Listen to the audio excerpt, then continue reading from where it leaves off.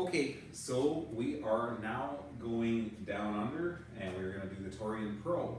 So the Torian Pro, that is where people in Australia, New Zealand, South Pacific, that's where they get their chance to qualify for the CrossFit Games. It's also the home of athletes like Tia-Clair Toomey, Cara Saunders, Ellie Turner, Jamie Simmons or Jamie Green, depending on how long you've been following the sport.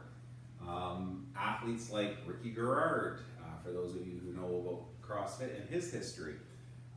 So today what we're going to do is we're going to do a kind of a sprinty workout as well, but very different because we're not going to program in rest. So I'm really going to challenge you guys to push a steady pace on this one. So our warm-up, that being said, it's going to be really low there. We're just looking to activate muscles in this one. Your cardio is coming in this workout, okay? So how this one's going to flow, we're going to start it out with 5 arm circles. So we're here, we're nice and big, trying to keep those arms straight, and then after we're done that, we are going to go through 5 the other direction, okay? So we're doing 3 rounds of this. We're then going to switch over to 10 Cossack squats. So that's those feet nice and wide, sitting those hips back, that toe comes up on the other side, nice tall chest, trying to sit in as deep as we can. And we're going to work our way back and forth for 10 total reps. After we're done that, we're getting down on the ground and we're going to do 20 flutter kicks. So our flutter kicks, so when I think of a flutter kick, I like to think of this as our hollow position as well. So our hollow, right, we're driving our core into the ground. We got my head through, my toes are pointed, and now I'm kicking for 20 reps, okay? So really focus on that hollow position, right? So your head is through those arms, you're driving that pelvis down into the ground, right?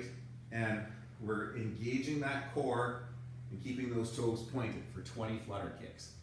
It's a great opportunity to work on your hollow hold position, which is a gymnastics position, which is toes to bar, muscle ups, kipping pull-ups, all that stuff. So every opportunity we're doing stuff like this is a chance to drill in some of those foundational positions. After we're done that, we are going to go into jumping jacks. So our jumping jacks, right, we're just right here. Now if we need to step those out in the early rounds, that's fine. That's where we're going to elevate our heart rate. Nothing ridiculous.